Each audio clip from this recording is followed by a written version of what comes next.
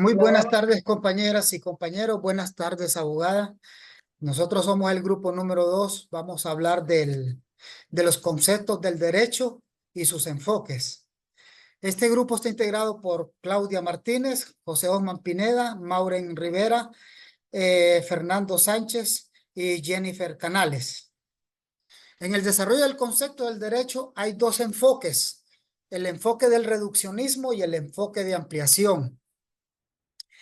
El reduccionismo es el derecho que se caracteriza por limitar el estudio del derecho a su estructura y elementos formales, buscando definiciones precisas y generalmente dejando de lado aspectos externos o contextuales.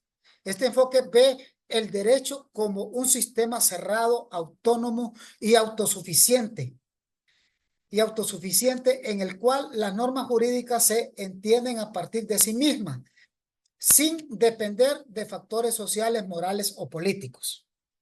El enfoque de ampliación, en contraste, sostiene que el derecho no puede entenderse completamente sin considerar sus conexiones con la moral, la política y otros aspectos sociales. Este enfoque reconoce que el derecho no solo se limita a una estructura formal de normas, sino que también involucra valores y principios éticos que permiten interpretarlo de una manera más abierta. Ahora vamos a hablar del enfoque del reduccionismo. Aquí la compañera Claudia, que nos pueda ayudar, por favor, con este enfoque.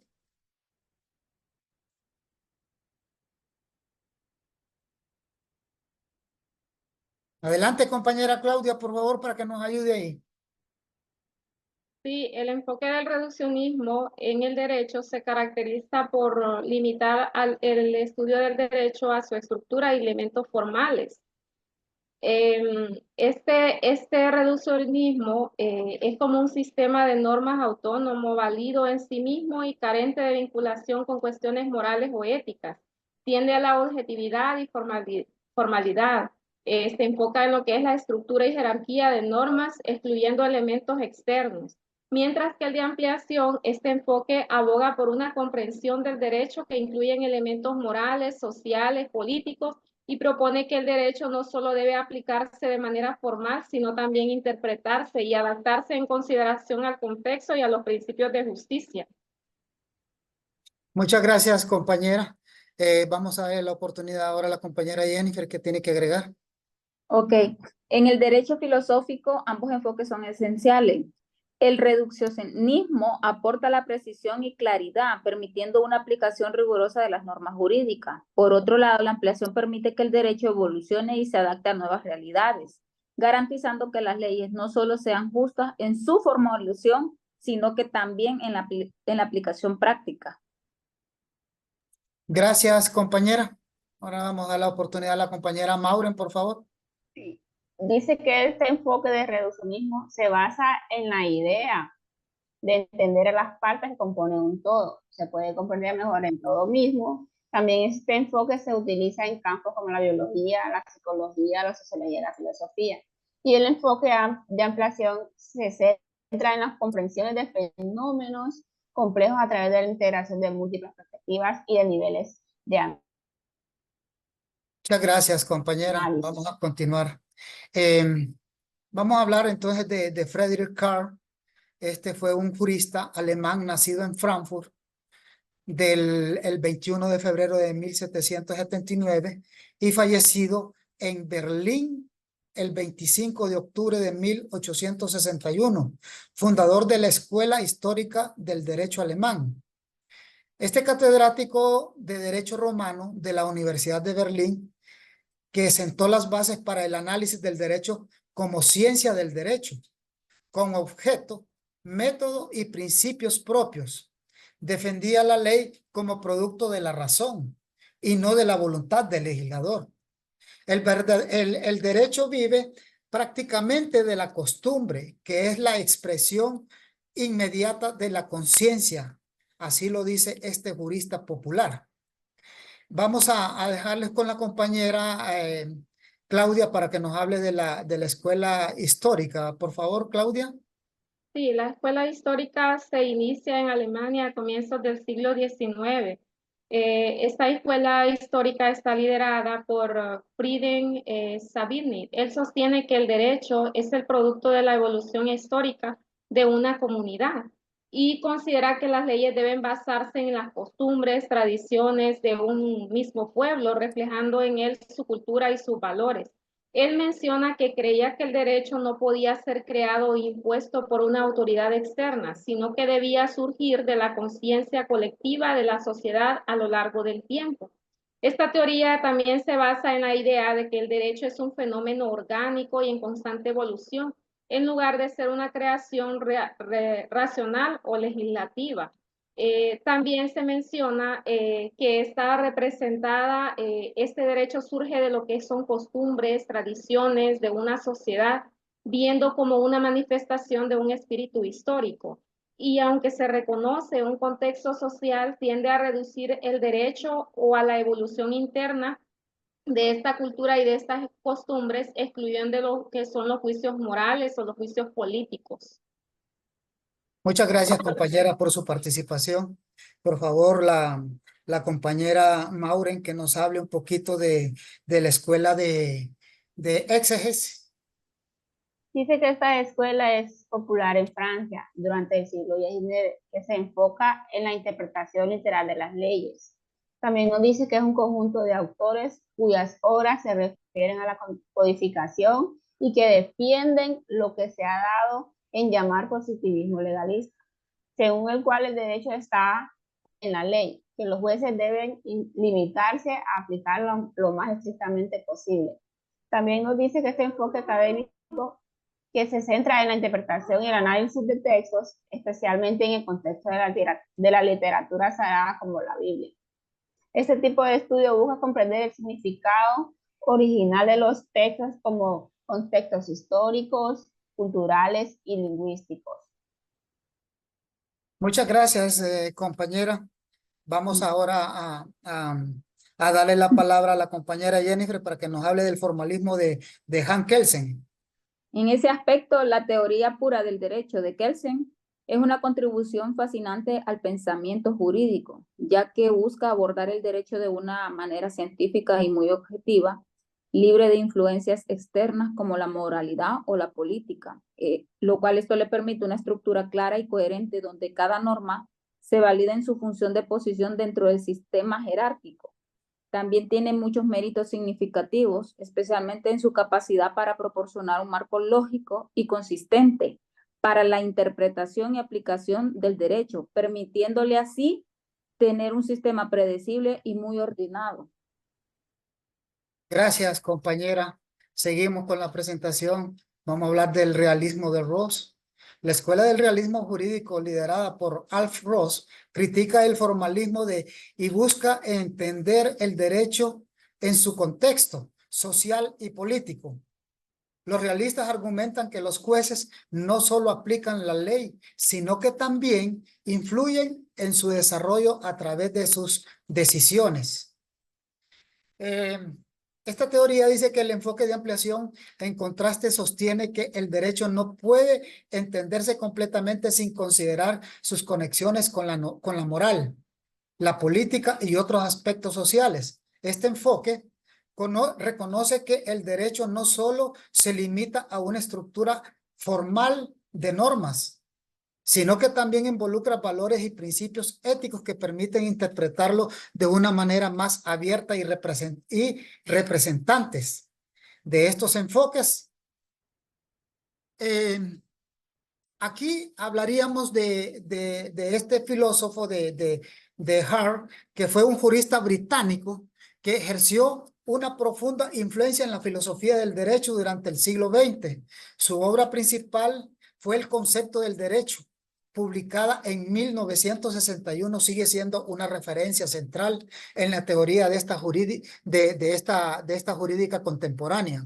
Hart buscó aclarar y desarrollar una teoría del derecho que fuera capaz de explicar tanto la estructura formal de los sistemas jurídicos como su relación con la moralidad y la sociedad. Hart sostiene que aunque el derecho y la moral estén relacionados, debe considerarse como sistemas separados, El derecho es un sistema de reglas creado por el ser humano, mientras que la moral puede influir en los derechos, pero no es necesariamente parte de él. Hart también dice que hay unos elementos claves de la teoría. Como número uno tenemos las reglas primarias y tenemos las reglas secundarias. Acá en las reglas primarias, estas reglas que imponen deberes y regulan la conducta de los individuos. Y las reglas secundarias son aquellas reglas, es decir, primarias, que establecen cómo crean, modifican y se eliminan las reglas primarias. Hart también identifica tres tipos de reglas. Tres tipos de reglas secundarias. La regla de reconocimiento, la regla de cambio y la regla de adjudicación. Aquí vamos a darle paso a la compañera para que nos ayude con la teoría de Donald. La compañera Mauren, por favor, si nos puede aclarar un poquito ahí el tema. Sí, dice que Ronald Dworkin fue un influyente filosófico del derecho y de la teoría política, conocido por su trabajo sobre la interpretación legal, la justicia y los derechos individuales. También defendía que los derechos individuales son fundamentales en una sociedad justa. Creía que los derechos no son meramente productivos de la legislación, sino que también es fundamento moral que debe ser respetada por el derecho. También criticó que el positivismo jurídico que sostenía en el derecho es un conjunto de reglas separadas de la moral, que ha tenido un impacto en la filosofía del derecho y el pensamiento político contemporáneo. Muchas gracias, compañera. Seguimos con la justicia del derecho positivo. Se dice que el derecho positivo, la justicia se entiende como el cumplimiento de normas que han sido establecidas por la autoridad competente, generalmente el Estado, y que poseen validez porque están formalmente instituidas dentro de un sistema jurídico. Aquí la justicia no necesariamente se vincula a valores morales universales, sino que a la legitimidad de la ley positiva. Es decir, que está escrita y promulgada en un tiempo y lugar determinado. También dice que el derecho natural considera que la justicia es un principio universal e inherente, basado en la naturaleza humana, la razón y la moral. Según esta perspectiva, la justicia no proviene exclusivamente de leyes humanas o positivas, sino de normas superiores y universales que existen independientemente de la voluntad de una autoridad humana. Aquí tal vez la compañera Claudia nos pueda aportar algo aquí, por favor, a este derecho natural, por favor. Sí, según lo que vemos, la justicia de derecho positivo se considera justo aquello que está de acuerdo con las leyes establecidas. Este enfoque se basa en la premisa de que las leyes son el medio para regular lo que es la conducta en sociedad y que seguirla garantiza la estabilidad y el orden, mientras que el derecho natural sostiene que la justicia se basa en principios morales universales que la razón humana puede descubrir y que aplicamos todos los seres humanos, incluyendo valores como la equidad, el respeto, los derechos fundamentales y el bien, que no solo se basan en lo que son las leyes establecidas. Muchas gracias, compañera Claudia. La compañera Jennifer, ¿tiene algo que agregar, por favor? Es correcto. Conforme al derecho positivo, se sostiene que la ley es un producto humano y que el sistema jurídico se basa en la voluntad de los legisladores y en las decisiones de los tribunales. En cambio, en el derecho natural, este sostiene que el sistema jurídico se basa en principios universales e inmutables y que se encuentran en la naturaleza humana o en Dios. Muchas gracias, compañera, por su participación. Vamos a darle También cabida nos dice también que a la compañera Mauren. Sí, compañera Mauren va a agregar algo, ¿verdad?, sobre el tema. Adelante, compañera. dice que el derecho positivo incluye leyes y normas que son vigentes en un determinado sistema legal, independiente de su contenido moral, y que el derecho natural es una teoría jurídica y filosófica que sostiene que existen derechos hirientes universales que no dependen de las leyes establecidas por los por los humanos. Gracias. Muchas gracias, compañera Maureen. Bueno, vamos a continuar. Tal vez le damos cabida a la compañera Claudia para ver si nos puede hablar un poquito de las conclusiones. Por favor, compañera. Sí, compañero, vemos que en conclusión, con todo lo que hemos visto acá en el estudio del derecho, los enfoques de lo que es reducismo y la ampliación, vimos que se planteaban dos maneras fundamentales de entender y de analizar el concepto de derecho en las teorías jurídicas.